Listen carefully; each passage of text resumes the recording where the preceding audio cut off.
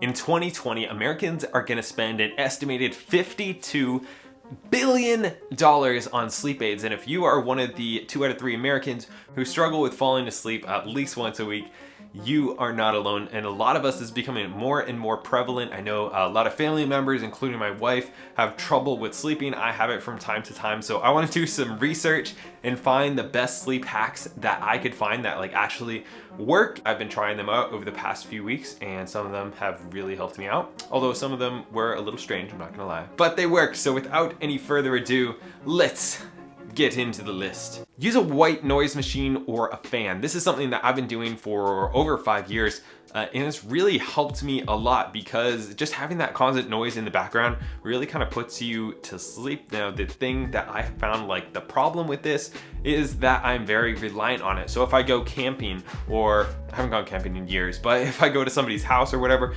I always need that noise going on or I have a very, very hard time falling asleep because you're just laying there and you can like hear all the sirens and birds and dogs and gunshots depending on where you live.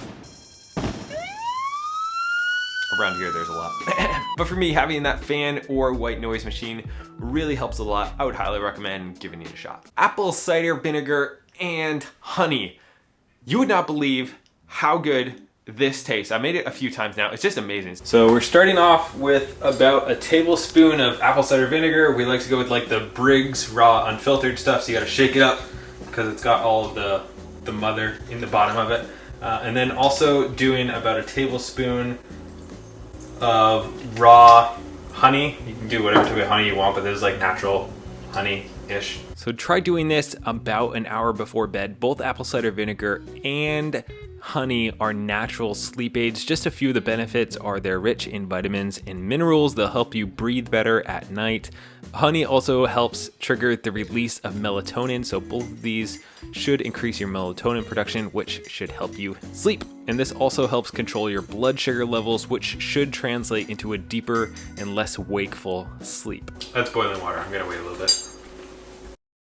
All right, so it's 5:20 the next morning. Going out to play some pickleball. I feel amazing. No, I don't know. I feel pretty good. I slept pretty good again. So it's really hard to tell what correlates it, but I think it works.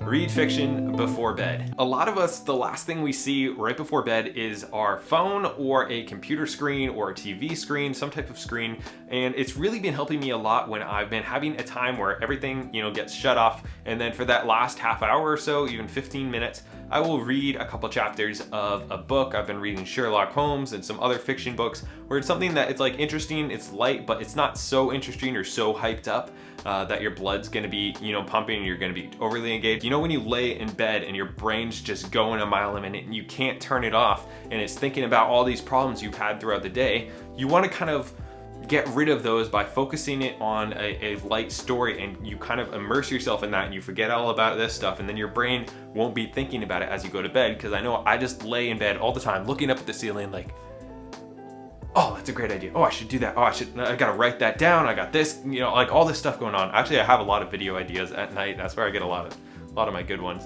But just like a notepad and paper kind of helped take care of that. Anyways, the fiction has helped me a lot, kind of shut my brain down before bed. Sleep mask and earplugs. So the idea of this one is you want to just kind of shut off those senses so your eyes can't be looking around, you can't hear as much. So it's kind of the same idea as a fan.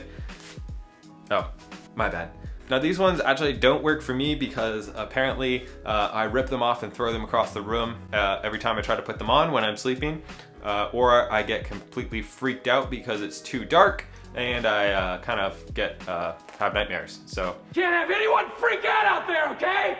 We've got to keep our composure. Keep our composure. So these don't work for me. But my wife's been trying these for the past week now and she absolutely loves them, besides the times where I also freak out in my sleep and rip them off of her head. So if you're a very active sleeper, I don't know if I'd recommend these. She thinks that they help her a ton, and a lot of people have said these really help. So I'd recommend it. It's really cheap to get these as well. This was all for under 30 bucks on Amazon. I'll put some links down below if you want to check them out. It's definitely worth the time to invest in your sleep, whether that's getting a good mattress or getting a couple of things, because if they do help you sleep, that'll improve your life drastically. Temperature control. So this one I heard about from Tim Ferriss, and he recommended this cold blanket that he uses. It's like kind of like an electric blanket where it controls the temperature and keeps you cool throughout the night so you don't get really hot, which depending on where you live, that can be an issue even if you have AC going.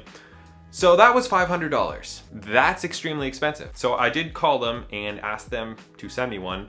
Unfortunately, they did not. So I got this one here instead, which was like 30 bucks again on Amazon.